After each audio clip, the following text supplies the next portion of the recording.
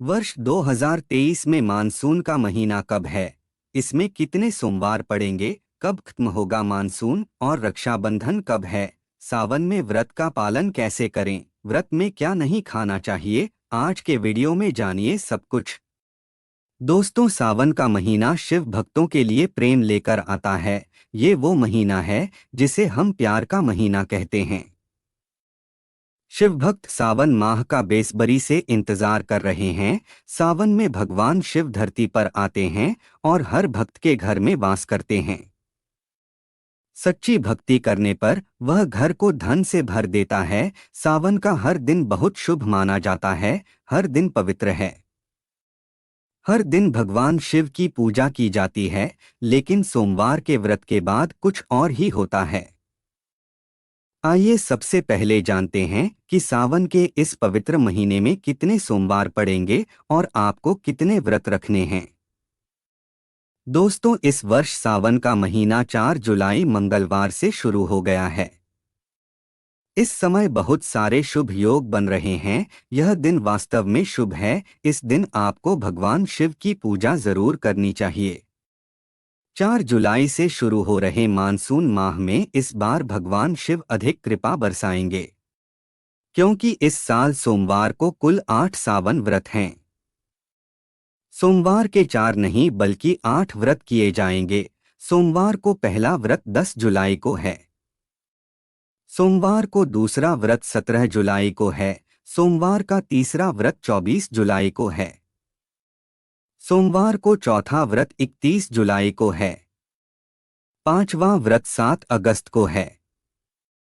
सोमवार को छठा व्रत 14 अगस्त को है। सोमवार को सातवां व्रत 21 अगस्त को है।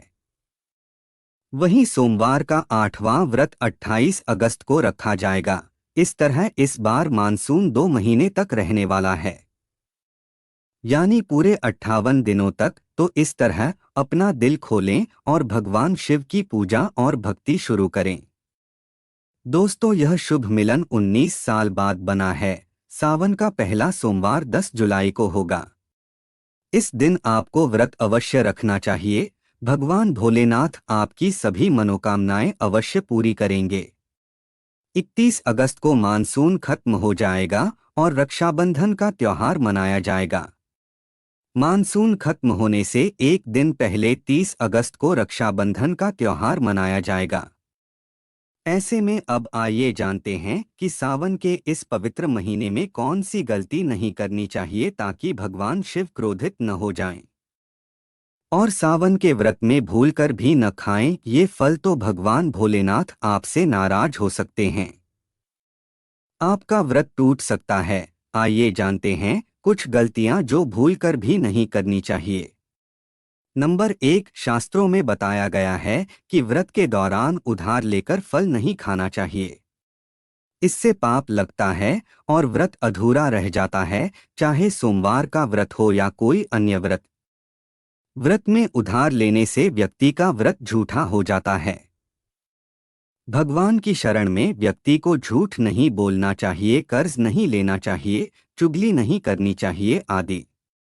उधार लेकर भी भोजन नहीं करना चाहिए। अगर व्रत के दौरान कोई आपको आपकी मर्जी से कुछ खाने को देता है तो आप इसे खा सकते हैं, लेकिन व्रत में उधार लेकर फल आदि नहीं खाना चाहिए। इससे पाप लगता है और व्यक्ति की पवित्रता नष्ट हो जाती है। नंबर 2, चाहे सोमवार का व्रत हो या सावन का व्रत हो, आपको नाशपति नहीं खाना चाहिए। दरअसल इस फल का नाम नाशपति यानी विनाशक है, इसलिए व्रत में यह फल नहीं खाना चाहिए। इसे आप व्रत आदि छोड़कर किसी और दिन खा सकते हैं, परंतु जिस दिन तुम उपवास करो उस दिन आपको नाशपति बिल्कुल भी नहीं खाना चाहिए और आपको भगवान को नाशपति भी नहीं चढ़ाना चाहिए। नंबर 3, दोस्तों, ज्यादा देर तक रखा हुआ आटा आपके व्रत को नष्ट कर सकता है। दरअसल पुराने आटे में कीड़े आदि लग जाते हैं जो ठीक से दिखाई भी नहीं देते। जब आप ऐसा आटा खाते हैं तो आप वास्तव में मांस खाते हैं और व्रत में कीड़े खाना घोर पाप माना जाता है। इससे तुम्हारा व्रत नष्ट हो गया। व्रत में ताजा आटा खाना चाहिए। यदि बहुत दिनों से रखे आटे में कीड़े पड़ जाएं, तो ऐसा कभी मत करना। व्रत को हमेशा पवित्रता से रखना चाहिए। सावन का महीना बहुत ही पवित्र महीना माना जाता है, इसलिए भगवान शंकर के पास कभी न रखें ये 5 चीजें। आइए जानते हैं इनके बारे में। नंबर 1, जहां भी शिवलिंग या महादेव की कोई मूर्ति हो, आप वहां जूते चप्पल लेकर ना जाएं। जरा सोचिए, जब कोई आपके कमरे में चप्पल लेकर घुस जाए तुम्हें कितना गुस्सा आता है। तो इस कारण महादेव भी आपसे नाराज हो जाते हैं और जो फल मिलता है वह नष्ट हो जाता है। ऐसे में हमेशा नंगे पैर ही मंदिर में प्रवेश करें, क्योंकि चमड़े की चप्पलें सदैव अशुद्ध होती हैं। इससे देवशक्ति क्रोधित हो जाती है। नंबर 2, अक्सर महिलाओं को मासिक धर्म मिलता है और बिना किसी को बताए पूजा करती है, जिसे शास्त्रों में वर्जित माना गया है। इस समय महिलाओं को जानकर भी अनजान नहीं बनना चाहिए। यदि आपको मानसिक रोग है, तो आपको घर के मंदिर में या मंदिर के बाहर प्रवेश नहीं करना चाहिए। इससे देव शक्ति आपसे नाराज हो सकती हैं। ऐसे समय में शिवलिंग को छूना घोर पाप माना जाता है। जरा सोचिए, ऐसी स्थिति में जब एक महिला को खुद ही बुरा लगता है, तो भगवान को कितना बुरा लगेगा। इसलिए ऐसी स्थिति में महिलाओं को मंदिर या यात्रा पर नहीं जाना चाहिए। घर पर ही पूजा करें, भगवान की मूर्ति को स्पर्श करें या फिर तुलसी में पानी भी नहीं डालना चाहिए। इससे तुलसी का पौधा भी सूख जाता है। जब देवशक्ति को गुस्सा आता है, घर में दरिद्रता और झगड़ा का होता है। नंबर 3, शास्त्रों में कहा गया है कि जहां पर शिवलिंग होता है वहां सभी देवशक्तियां सक्रिय हैं। जिस व्यक्ति के घर में शिवलिंग होता है उसे सदैव महादेव की कृपा प्राप्त होती है। वास्तुशास्त्र के अनुसार शिवलिंग के हर हिस्से में ऊर्जा का संचार होता रहता है, इसलिए शिवलिंग पर हमेशा जल रहना चाहिए जो ऊर्जा को शांत रखता है। कुछ लोग अपने घर में शिवलिंग रखते हैं, लेकिन कभी कभी वे सप्ताह में एक बार पानी देते हैं, जो बिल्कुल भी अच्छा नहीं माना जाता है। यदि आप जल नहीं चढ़ा सकते, तो आपको कभी भी अपने घर में शिवलिंग स्थापित नहीं करना चाहिए। ऐसा गरुड़ पुराण में बताया गया है, इससे घर में विनाश होता है। नंबर 4, ऐसा शास्त्रों में कहा गया है, तुलसी और महादेव को शत्रु माना जाता है। इस कारण से है शिवलिंग और गणेश की प्रतिमा तुलसी में नहीं रखे। बहुत से लोग अनजाने में तुलसी में शिवलिंग रख देते हैं और घर में परेशानियां आने लगती हैं। इससे महाशक्तियां क्रोधित हो जाती हैं। इसलिए तुलसी को शिवलिंग पर नहीं रखना चाहिए। तुलसी और शिवलिंग के बीच कुछ दूरी होनी चाहिए। नंबर 5, चाहे घर का मंदिर हो या बाहर का मंदिर, ऐसे व्यक्ति को किसी भी मंदिर में प्रवेश नहीं करना चाहिए जिसने एक महिला के साथ हुई घटना का अनुभव किया है या मांस खाया हो।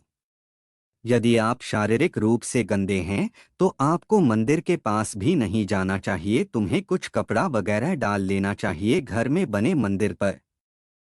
आप जरा सोचो, क्या तुम भगवान के पास जाओगे मांस खाने के बाद या किसी महिला के साथ शारीरिक संबंध बनाने के बाद, और क्या वह आपसे खुश रहेंगे? बिल्कुल नहीं, वह आपसे नाराज हो सकते हैं, वह तुमसे नाराज हो जाएंगे। शास्त्रों में इसे घोर पाप माना गया है। यह व्यक्ति को नरक की ओर ले जाता है, तो ऐसा बिल्कुल भी न करें। दोस्तों, सावन के महीने में महादेव को कभी भी ऐसे बेलपत्र नहीं चढ़ाने चाहिए, इसे बहुत अशुभ माना जाता है। दोस्तों, हमारी प्राचीन मान्यताओं के अनुसार बेलपत्र चढ़ाना भगवान शिव के मस्तक को ठंडा रखता है। बेलपत्र चढ़ाकर सिर की ठंडक दूर होती है, व्यक्ति भाग्यशाली बनता है। इससे हनुमान जी प्रसन्न होते हैं, क्योंकि वह भगवान शिव के अवतार हैं। और शायद यह बात किसी को पता हो। दोस्तों, अब तो आप जान गए होंगे बेलपत्र का उपयोग कैसे करें और इसका लाभ कैसे प्राप्त करें। नंबर 2, पहले 3 लोकों में तीर्थस्थल प्रसिद्ध हैं। ये सभी तीर्थस्थल बेलपत्र के मुख्य भाग में माने जाते हैं। शायद ये बात किसी को पता हो, यदि वह बेलपत्र के बीच में है या पूर्व में तो धन की कभी कमी नहीं होती, घर में सभी खुश रहेंगे। नंबर 3, वह व्यक्ति जो मुख्य भाग की पूजा करता हो बेल के पेड़ का वगैरह, उनकी मृत्यु के बाद उसे शिवलोक की प्राप्ति होती है। अब जानते हैं बेलपत्र के बारे में और कुछ खास बातें।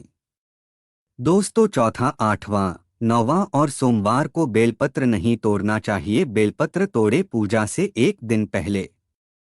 दोस्तों, हमारा बेलपत्र कभी अशुद्ध नहीं होता अगर आपको नया बेलपत्र नहीं मिल रहा है पूजा के लिए, फिर आप बेलपत्र को धो सकते हैं। किसी अन्य व्यक्ति द्वारा स्वच्छ जल प्रदान किया जाना और इसे भगवान शिव को अर्पित करें। बेलपत्र में कम से कम 3 पत्तियां होनी चाहिए, कटे हुए पत्ते न चढ़ाएं। इसे भगवान शिव का अपमान माना जाता है और बेलपत्र के पत्ते बिल्कुल साफ होना चाहिए। दोस्तों, सावन के इस पवित्र महीने में जिस व्यक्ति को 5 लक्षण मिलते हैं, महादेव आपकी भक्ति से बहुत प्रसन्न हैं और आपको अमीर बनने से कोई नहीं रोक सकता। हम जानते हैं कि नंदी महाराज भोलेनाथ का वाहन है। भगवान भोलेनाथ, उन्हें भगवान शिव के द्वारपाल के रूप में भी जाना जाता है। नंदी महाराज माने जाते हैं बुद्धि और ज्ञान का प्रतीक होना। भगवान शिव के मंदिर के बाहर नंदी महाराज हैं, हमेशा बैठा हुआ होता है। लेकिन अगर सावन के इस पवित्र महीने में नंदी महाराज अचानक आपके द्वार पर आता है और दरवाजे की घंटी बजाने लगता है, तो आपको समझना चाहिए कि भगवान शिव आपके घर आने वाले हैं। यह उनके आगमन का संकेत है। भगवान शिव बहुत प्रसन्न होते हैं आपकी भक्ति से और आपके घर में खुशियां आने वाली हैं। आपको अमीर बनने से कोई नहीं रोक सकता। लेकिन याद रखें कि नंदी महाराज को तिलक जरूर लगाएं और उसे मीठा भोजन खिलाएं। नंबर 2, सावन के इस पवित्र महीने में अगर आपको सपने में अचानक से कोई शिवलिंग दिख जाए, अर्थात यदि आप भगवान शिव के दर्शन करते हैं, तो आपको समझना चाहिए कि अब मुसीबतें जल्द ही खत्म हो जाएंगी।